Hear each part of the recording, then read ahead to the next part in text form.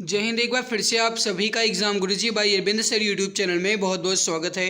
Video में complete करने वाले हैं UP police constable radio operator के लिए साइंस की मोस्ट इंपॉर्टेंट क्वेश्चंस को। गाइस, आप जानते हैं कि इसके पहले हमारी कई सारी क्लासेस हो चुकी हैं। अगर आपने नहीं देखा तो चैनल की प्लेलिस्ट में जाइए, वहां से आपको सभी क्लास की लिंक मिल जाएगी। वहां से आप सभी क्लास को क्रम के अनुसार देख सकते हैं। आइए आज के इस बेहतरीन लाजवाब क्लास की शुरुआत करते हैं, लेकिन उससे पहले निवेदन है कि अगर आप चैनल पे पहली बार विजिट किए हैं तो नीचे लाल कलर के सब्सक्राइब बटन को दबा करके सब्सक्राइब कर लीजिएगा, ताकि फ्यूचर में आने वाली हर एक नई वीडियो की नोटिफिकेशन समय से आपको मिला करे। बस इसी बात का मुझे सब्र है कि ऊपर वाले को सब खबर है। बस मेरे प्यारे भाई, मेहनत आपको करना है, और मेहनत जो है ये आपकी भगवान देख रहा है, वो आपका सिलेक्शन ज़रूर करवाएगा। बस आपके अंदर हौसला होना चाहिए और लगातार मेहनत करते रहना है। आइए आज के इस बेहतरीन क्लास की शुरुआत करते हैं। इसमें जितने भी क्वेश्चन हैं आपके ये प्रीवियस ईयर क्वेश्चन है मेरे भाई, चाहे वो एसएससी के एग्ज़ाम में पूछे गए हों या एसएससी के या फिर किसी अन्य एग्ज़ाम में पूछे गए हों, लेकिन जितने भी क्वेश्चन हैं ये आपके प्रीवियस ईयर क्वेश्चन है, और क्वेश्चन की लैंग्वेज जो है ये बहुत अच्छी खासी है। फर्स्ट क्वेश्चन है आपके सामने कि मानव दृश्य प्रणाली द्वारा अनुभव किए जाने वाले प्रकाश को मापने के विज्ञान, प्रकाश मिति या फोटोमेट्री का मूल एसआई मात्रक क्या है। बहुत गजब का क्वेश्चन है, घुमाया फिराया गया है, एसएससी जीडी 2021 में पूछा भी गया है। मानव दृश्य प्रणाली द्वारा अनुभव किए जाने वाले प्रकाश को मापने के विज्ञान या प्रकाश मिति फोटोमेट्री का मूल एसआई मात्रक जो है यह है कैंडेला, जिसे आप सीडी से प्रदर्शित करते हैं। राइट आंसर हो जाएगा कैंडेला, ऑप्शन नंबर डी। थोड़ा सा एक्सप्लेन यहाँ पे देख लीजिए। लंबाई का जो एसआई मात्रक होता है मेरे भाई, वो होता है आपका मीटर, द्रव्यमान का वो होता है किलोग्राम, समय का सेकेंड, ताप का केल्विन, विद्युत धारा का एम्पियर, और ज्योति तीव्रता या प्रकाश मिति का एसआई मात्रक कैंडेला होता है, जिसे आप सीडी से प्रदर्शित करते हैं। अगला सवाल है आपके सामने, इसको समझिएगा। जीडी 2021 में ये भी पूछा गया है कि भूकंप को पहचानने और उन्हें रिकॉर्ड करने के लिए निम्नलिखित में से किस उपकरण का उपयोग किया जाता है। भूकंपों को पहचानने और उन्हें रिकॉर्ड करने के लिए निम्नलिखित में से किस उपकरण का उपयोग किया जाता है। राइट आंसर हो जाएगा बी, ऑप्शन सिस्मोग्राफ का उपयोग करते हैं। Option number B correct answer आपका हो जाएगा सिस्मोग्राफ। अगला सवाल है आपके सामने, लेकिन उससे पहले एक्सप्लेन देख लीजिए। जैसे एमीटर का उपयोग जो है हम विद्युत धारा का मापन करने के लिए प्रयोग करते हैं, और जो बैरोग्राफ है इसका उपयोग हम वायुमंडलीय दाब का निरंतर मापन करने वाले का यंत्र जो है इसे हम कहते हैं वायुमंडलीय दाब का निरंतर मापन, इसे बैरोग्राफ कहते हैं। ठीक है, और वायुमंडलीय दाब को मापने वाले यंत्र को बैरोमीटर कहते हैं। ओके भाई। क्रोनोमीटर के द्वारा हम समय के पूर्व परिशुद्धता के साथ मापन करने वाली घड़ी या फिर समुद्री नाविकों द्वारा इसका प्रयोग किया जाता है क्रोनोमीटर का। एनीमोमीटर जो है यह हवा के वेग को मापता है, जिसे आप पवन वेग मापी यंत्र भी कहते हैं। आइडियोमीटर से ध्वनि तीव्रता मापी जाती है, और हाइग्रोमीटर से वायुमंडल की सापेक्ष आर्द्रता जो है ये मापी जाती है। स्फिगोमैनोमीटर से रक्तचाप को मापते हैं, या फिर जिसे आप बीपी या ब्लड प्रेशर कहते हैं। अगला सवाल है, उपसर्ग डैश 10⁻18 के अपवर्तक के बराबर होता है। 10⁻18 जो है किसके बराबर होता है। रेड आंसर हो जाएगा आपका बी, ऑप्शन एक्सा के बराबर होगा। Option number B correct answer हो जाएगा। कुछ यहाँ पे प्रीफिक्स और कुछ यहाँ पे मल्टीपल दिए गए हैं, सिंबल भी उसका दिया गया है, तो आप वीडियो को पॉज करके देख लीजिए। जैसे 10⁻24 है अगर, तो उसे आप योटा कहेंगे। 10⁻21 है तो आप उसे जेटा कहेंगे। 10⁻18 है तो उसे एक्सा, 15 है तो पेटा, और 12 है तो टेरा, डेका, पीको, फेमटो। 10⁻−15 है तो वो हो जाएगा फेमटो, लेकिन +15 है तो वो हो जाएगा पेटा। -12 है तो वो हो जाएगा आपका पीको, और +12 तो वो हो जाएगा टेरा। तो इसको आप ध्यान रखिएगा, फेमटो, पीको, फिर डेका, टेरा, पेटा, एक्सा, जेटा, योट्टा, 3 प्लस होते हुए आपका चला जाएगा। अगला सवाल है आपके सामने कि किसी वस्तु के त्वरण को तब डैश कहा जाता है जब एक वस्तु एक सीधी रेखा में गति करे और समय के नियमित अंतराल में उसका वेग बढ़ता या फिर घटता रहे। एक सीधी रेखा में गति करे। जब एक सीधी रेखा में गति करेगी तब उसे आप क्या कहेंगे, एक समान त्वरण। राइट हो जाएगा आपका सी ऑप्शन, एक समान।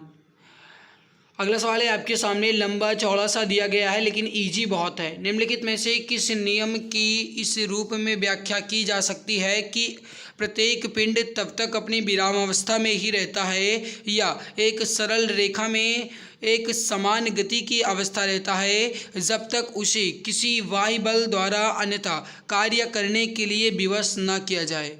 कहने का मतलब है, कुल मिलाकर के सवाल ये पूछा गया है कि अगर कोई भी पिंड अपनी विरामावस्था में है तो वह विरामावस्था ही में रहेगा, या फिर वो अपनी गति की अवस्था में है तो वह गति की अवस्था में ही रहेगा जब तक कि उस पर कोई बाह्य बल ना लगाया जाए या फिर उसे कोई दूसरा कार्य करने के लिए विवश न किया जाए। यह जो है ये किस नियम की व्याख्या करता है, ये सवाल आपसे पूछा गया है।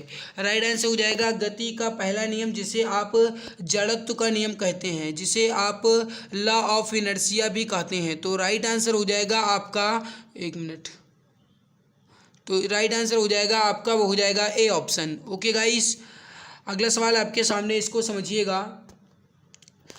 जीडी में ये भी पूछा गया है कि निम्न में से कौन सा नियम यह कहता है कि दो वस्तुओं के बीच लगने वाला बल उनके द्रव्यमानों के गुणनफल के समानुपाती होता है। वेरी वेरी इंपॉर्टेंट सवाल है मेरे भाई, जल्दी से बताइए राइट आंसर यहाँ पे क्या हो जाएगा।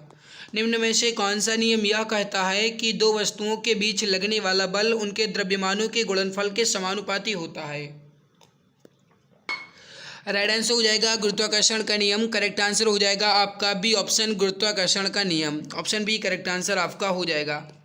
इसका जो फॉर्मूला होता है वो होता है F=G m1m2/r²। इसको ध्यान रखिएगा। अगला सवाल है कि किसी तरल पदार्थ द्वारा लगाए जाने वाले घर्षण बल को निम्न में से क्या कह दिया गया है, कहा दिया गया है, कहा दिया गया, कह दिया गया है मेरे भाई। इसका आंसर आप बताएंगे, किसी तरल पदार्थ द्वारा लगाए जाने वाले घर्षण बल को क्या कहा जाएगा। घर्षण बल है, यानी कि उसे आप कहेंगे तरल कर्षण। क्या कहेंगे, तरल कर्षण कहेंगे। राइट हो जाएगा बी ऑप्शन। तो जो भी गाइस यहाँ पे ऑप्शन नंबर बी बता रहे हैं, बिल्कुल राइट आंसर आपका हो जाएगा। अगला सवाल है कि निम्नलिखित में से कौन सी एक ठोस की विशेषता नहीं है। ठोस की विशेषता क्या नहीं है, बताएंगे। इसका राइट आंसर यहाँ पे क्या हो जाएगा। इंपॉर्टेंट क्वेश्चन है, जल्दी से बताइए।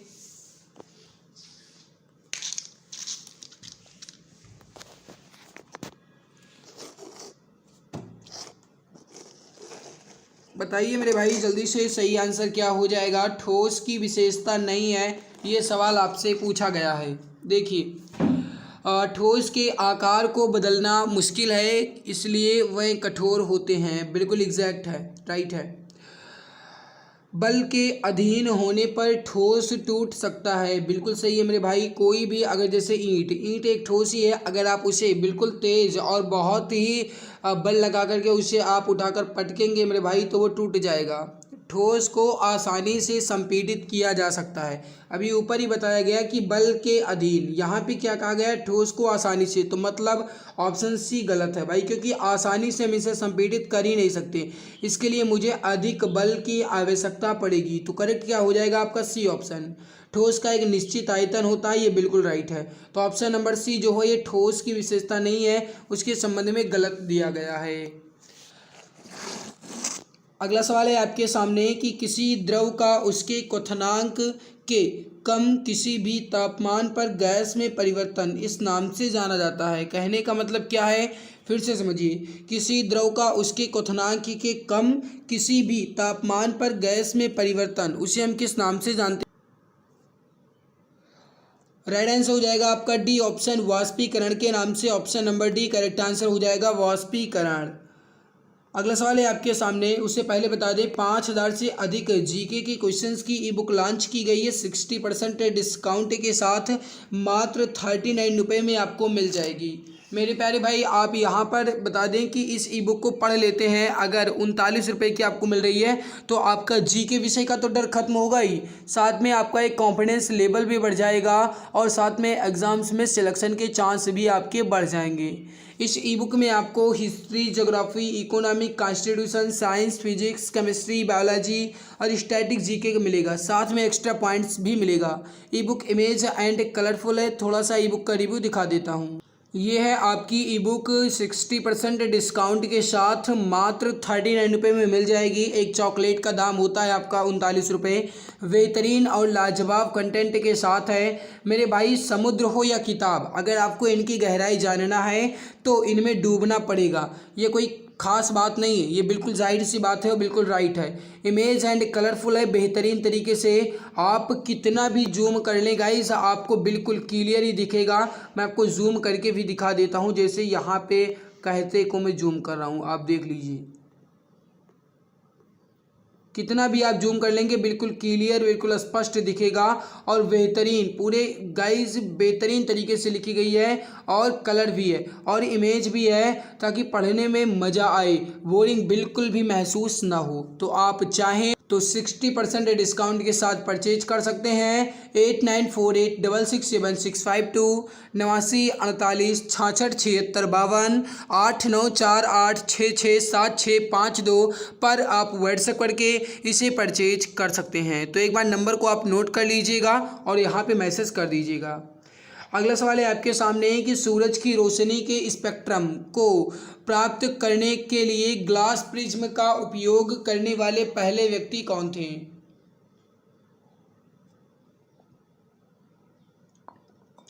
राइट आंसर हो जाएगा आपका B option, sir Isaac Newton. Option number B correct answer आपका हो जाएगा आइजैक न्यूटन द्वारा।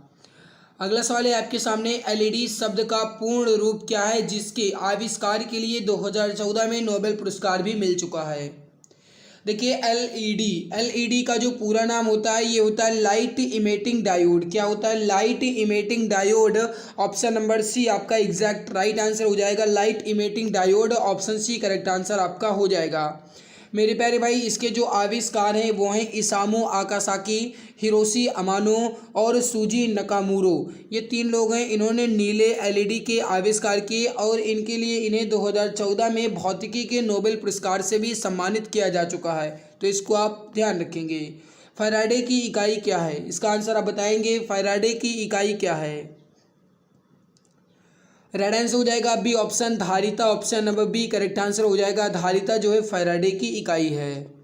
एक फैराडे बराबर 10⁻6 माइक्रो फैराडे होता है, या फिर एक फैराडे के बराबर 10⁹ नैनो फैराडे चुंबकीय, ये नैनो फैराडे होता है, ठीक है। और चुंबकीय फ्लक्स का जो एसआई मात्रक होता है ये वेबर होता है। तो इसको आप ध्यान रखेंगे। नेक्स्ट क्वेश्चन है, निम्नलिखित में से किसने इंडक्शन मोटर का आविष्कार किया था? इंडक्शन मोटर का आविष्कार किसके द्वारा किया गया मेरे भाई, जल्दी से बताइए।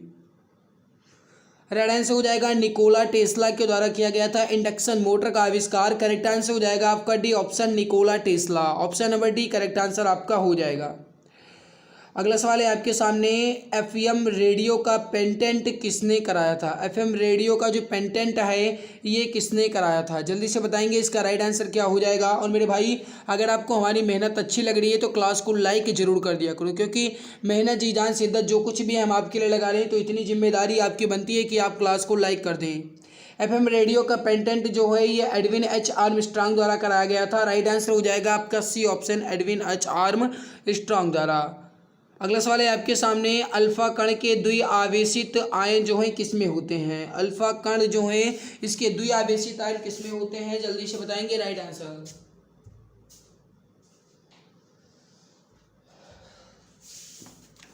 रेड आंसर हो जाएगा आपका सी ऑप्शन, हीलियम में। Option number C correct answer हो जाएगा, helium. Option C perfect answer आपका हो जाएगा।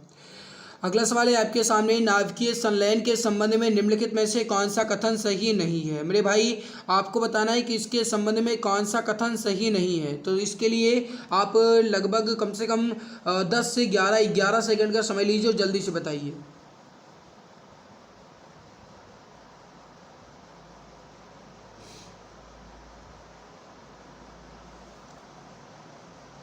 बहुत बढ़िया, गजब का आंसर आ रहा है और ऐसे रिस्पांस आप सभी का होना चाहिए। फटाफट आंसर दीजिए। राइट आंसर यहाँ पे क्या हो जाएगा। और मेरे भाई जितने देख रहे हो कम से कम उतने तो लाइक कर ही दो।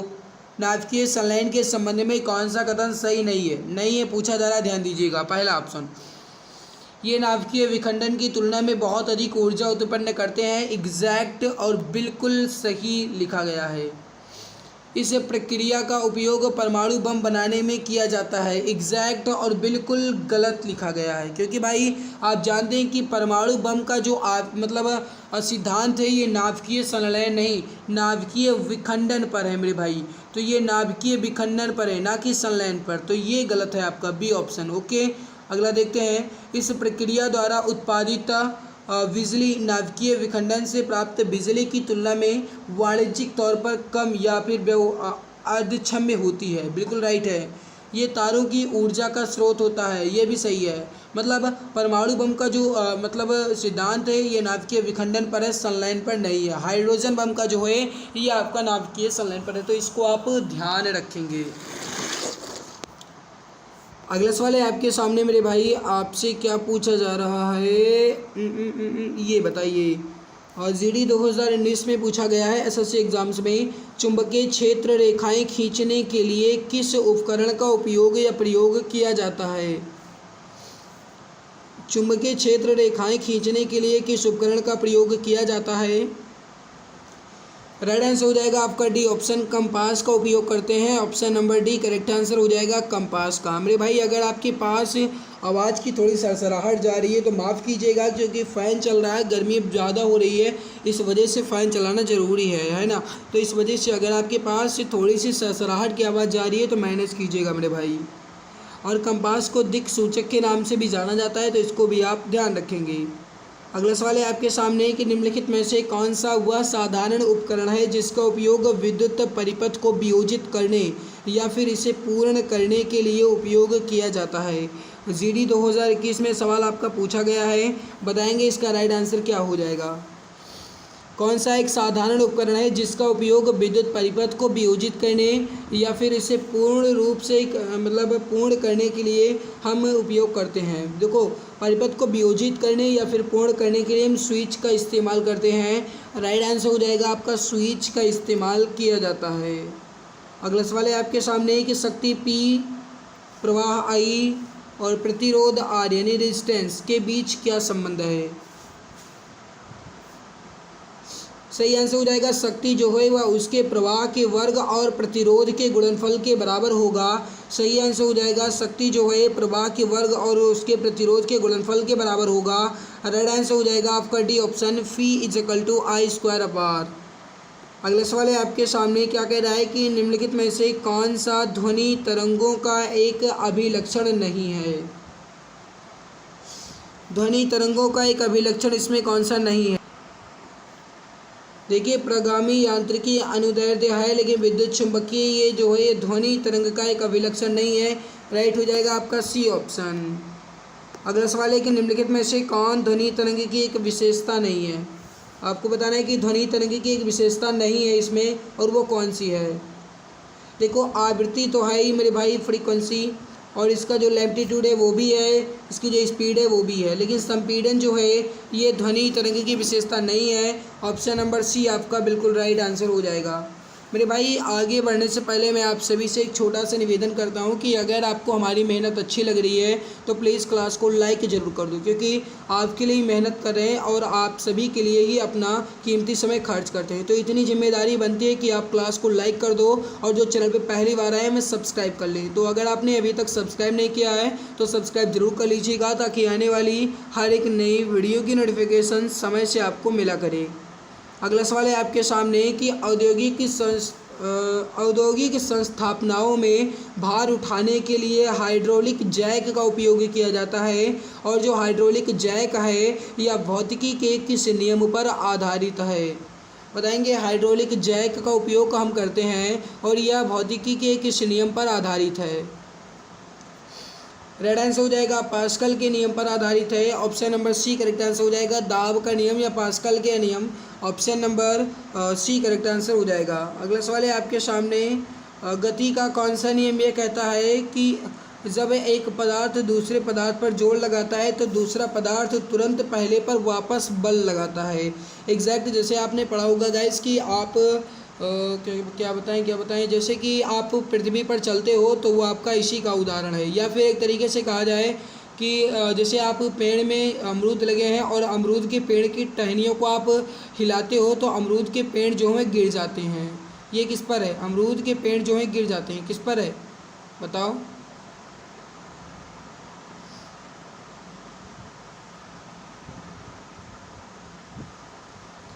देखो सही आंसर इसमें हो जाएगा, अगर आप ए वस्तु है और बी वस्तु है, अगर आप ए बी पर जोर लगाएगा तो बी जो है वो ए पर भी जोर लगाएगा। तो न्यूटन के गतिविषय का तृतीय नियम, जिसे आप क्रिया प्रतिक्रिया का नियम भी कहते हैं, राइट हो जाएगा आपका ए ऑप्शन। नेक्स्ट क्वेश्चन है, शीशा या झूला भौतिकी के किस सिद्धांत का एक उदाहरण है? शीशा झूला जो है भौतिकी के किस सिद्धांत का एक उदाहरण है?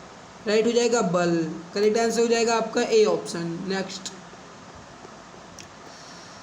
अगला सवाल है कि प्रति इकाई समय में किसी वस्तु के वेग में परिवर्तन की दर जो है क्या कहलाती है? प्रति इकाई समय में किसी वस्तु के वेग में परिवर्तन की दर क्या कहलाती है?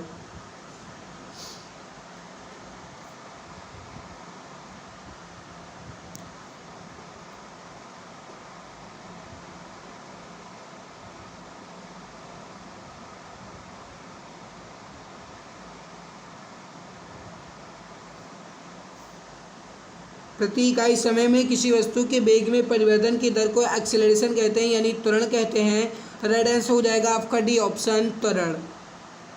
अगला सवाल है आपके सामने, इसको समझिएगा कि किसी पिंड के संवेग को उसके निम्न के गुणनफल के रूप में परिभाषित किया जा सकता है।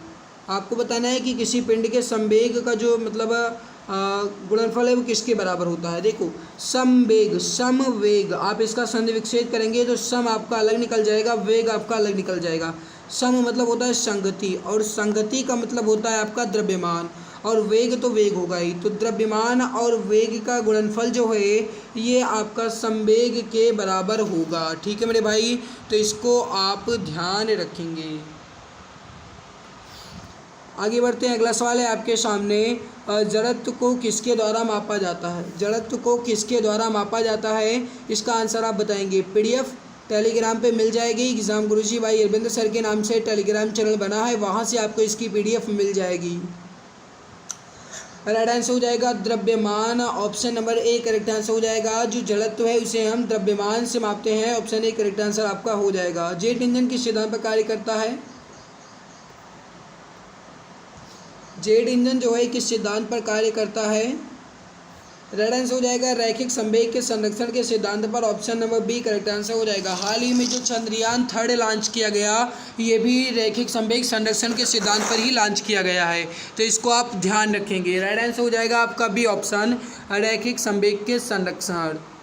आगे बढ़ते हैं। अगला सवाल है कि किसी वस्तु के त्वरण को जब डैश कहा जाता है, जब कहा जाता है जब वह वस्तु एक सीधी रेखा में गति करती है और समय में नियमित अंतराल में उसका वेग बढ़ता है घटता है। पर एक्चुअली ये क्वेश्चन आपका दूसरा तीसरा था, तो एक समान, ऑप्शन सी करेक्ट हो जाएगा। पहले भी मैं आपको इसका आंसर बता चुका हूँ।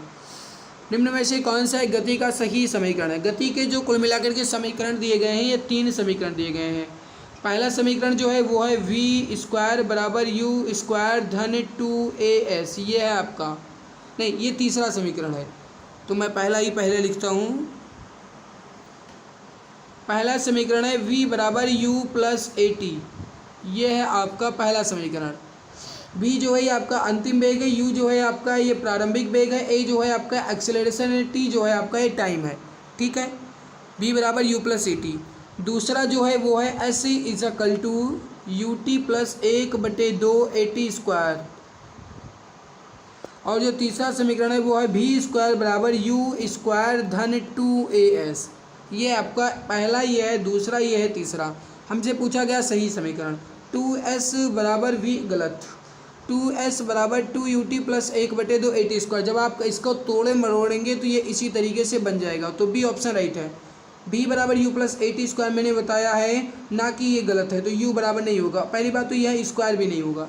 बी स्क्वायर बराबर यू स्क्वायर धन 2as बताया है, तो ये बिल्कुल गलत लिखा गया है। तो हमारा सही कौन सा है मेरे भाई? Option number B, 2s is equal to 2ut plus 1/2 8²। इसको जब आप तोड़ेंगे मरोड़ेंगे तो इसी तरीके से बनेगा। अगला सवाल है आपके सामने, देख सकते हो, वही है मेरे भाई जो मैंने आपको बताया है। अगला है कि जब बल दो सतहों के बीच सापेक्ष गति का प्रतिरोध करती है तो उसे क्या कहा जाता है? दो सतहों के बीच करेगी तो उसे आप फ्रिक्शन कहेंगे, घर्षण कहेंगे। Option number D correct answer हो जाएगा, घर्षण। Option number D correct answer आपका हो जाएगा। अगला सवाल है आपके सामने, ऊष्मा का सबसे बड़ा चालक कौन सा है? ऊष्मा का सबसे बड़ा चालक, राइट आंसर हो जाएगा डी ऑप्शन, चांदी। चांदी जो है ये ऊष्मा का सबसे बड़ा चालक है। Option number D correct answer आपका हो जाएगा। ध्वनि जो कि एक यांत्रिक तरंग है, निम्नलिखित में से किस माध्यम में यात्रा नहीं कर सकती? ध्वनि जो है किस माध्यम में यात्रा नहीं कर सकती, इसका आंसर आप बताएंगे। राइट आंसर क्या हो जाएगा? देखो, ध्वनि जो है ये निर्वात में यात्रा कदापि नहीं कर पाएगी। ऑप्शन नंबर डी करेक्ट हो जाएगा, निर्वात में, क्योंकि ध्वनि को संचरण करने के लिए किसी न किसी माध्यम की आवश्यकता होती है। इस वजह से ध्वनि जो है निर्वात में यात्रा नहीं कर सकती और इस्पात में सबसे ज़्यादा तेज़ करेगी, या फिर एक तरीके से कहा जाए तो ठोस में ध्वनि की जो यात्रा है ये सबसे तेज़ होगी और निर्वात में तो ध्वनि यात्रा कर ही नहीं पाएगी। जबकि प्रकाश जो है ये आपका ठोस में नहीं कर पाएगा और निर्वात में करता है, तो ये एक दूसरे के बिल्कुल विपरीत होते हैं। अगला सवाल है, टीवी के रिमोट कंट्रोल में निम्नलिखित में से कौन सी तरंग का प्रयोग किया जाता है? सीरियल बहुत देखते हो, कोई भी सीरियल देखते होंगे, जब आप देखते हैं कि ऐड वगैरह आ जाता है तो आप तुरंत बदल देते हैं चैनल को। तो चैनल को जब आप बदलते हैं, रिमोट का इस्तेमाल करते हैं, तो रिमोट में जो बटन आप प्रेस करते हैं उससे कौन सी तरंग निकलती है? आपने गाइस अगर नहीं देखा तो देखिएगा, जब आप रिमोट को दबाते हैं, उसकी बटन को दबाते हैं, तो उसके आगे जो बल्ब लगा होता है वो आपका जलने लगता है। लेकिन आप सोचते होंगे कि मैं दबाता हूँ तो जलता नहीं। मेरे भाई, जब आप कैमरा यूज़ करेंगे तो आप देख पाएंगे, जैसे आप रिमोट का जब इस्तेमाल करें और कैमरा का आप उसको मतलब कैमरे में देखिए और रिमोट के बटन को दबाइए तो आप देखेंगे कि जो बल्ब है वो जलता हुआ नज़र आएगा, क्योंकि उससे जो तरंगे हैं वो अवरक्त निकलती हैं। अवरक्त तरंगों का इस्तेमाल करता है। राइट आंसर हो जाएगा आपका डी ऑप्शन, अवरक्त तरंगे। तो option number D correct answer आपका हो जाएगा। तो मेरे भाई यहाँ पे आपके जीके के और जो क्वेश्चंस हैं वो नहीं, लेकिन साइंस के क्वेश्चन कंप्लीट हो गए हैं। परहैप्सली ये हमारी मेहनत आपको अच्छी लगी होगी। अगर अच्छी लगी है तो लाइक ज़रूर कीजिएगा। चैनल पे पहली बार आए हो तो सब्सक्राइब कर लेना, ताकि आने वाली हर एक नई क्लास की नोटिफिकेशन समय से मिला करें। अगर दुख में अकेले होना तो सुख में भी किसी को आने मत देना। बस दुख को किसी तरीके से झेल के संघर्ष करके सुख की प्राप्ति कर लेना है। जैसा आपको आगे पहले ही गाइस पता चला ना, जैसे मैंने पहले ही आपको दिखाया कि बस इसी बात का मुझे सब्र है कि ऊपर वाले को सब खबर है। तो बस वही मेरे भाई, आपको जी जान शिद्दत के साथ लगे रहना है। वही तरीके से आपको क्लासेस मिलती रहेंगी। इसकी पहले जितने भी क्लासेस हुई हैं, अगर आपने नहीं देखा है तो चैनल की प्लेलिस्ट में जाइए, वहाँ से आपको इसकी क्लास मिल जाएगी। क्रम के अनुसार आप देख सकते हैं। पीडीएफ जो है टेलीग्राम चैनल एग्जाम गुरुजी भाई अरविंद सर पर मिल जाएगी, वहाँ से आप इसकी पीडीएफ को भी ले सकते हैं। आज की इस बेहतरीन क्लास में जिंदा ही हमारी मेहनत कैसी लगी कमेंट सेक्शन में कमेंट करके ज़रूर बताइएगा। अच्छी लगी तो लाइक करके ही जाना। मिलते हैं इसके बाद एक नई खास वीडियो में। तब तक के लिए खुश रहिए, मुस्कुराते रहिए, जी जान शिद्दत के साथ लगे रहिए। सपने को पूरा करने के लिए पूरी ताकत लगाते रहिए। जय हिंद, जय भारत, वंदे मातरम। नमस्कार। अब जी के विषय का डर हुआ पूरी तरह खत्म। जी हाँ, आप सभी के लिए 5000 प्लस क्वेश्चंस की ई बुक लॉन्च की जा चुकी है। इस ई बुक में आपको history, geography, economic, constitution, science के अंतर्गत फिजिक्स, केमिस्ट्री, बायोलॉजी और स्टैटिक जीके के 5000 प्लस क्वेश्चंस के साथ एक्स्ट्रा पॉइंट्स मिलेंगे। यह ई बुक आपको इमेज एंड कलरफुल मिलेगी, ताकि आपको पढ़ने में मजा आए। इस ई बुक को आप मात्र 39 रुपये में परचेज कर सकते हैं, जिस पे 60% का डिस्काउंट चल रहा है। अगर आप अभी परचेज करेंगे तो आप मात्र 39 रुपये में खरीद सकते हैं।